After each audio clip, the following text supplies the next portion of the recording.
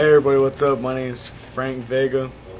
I'm a junior here at King High School, and I don't really know what I'm gonna do after school. Probably just go Texas A&M probably, and something like that, Right now I have a job at HEB. I make $5.65 an hour, and that ain't much, but sometime this week hopefully I get a promotion soon because I'm one of the best CSAs at my work, and that's about it. And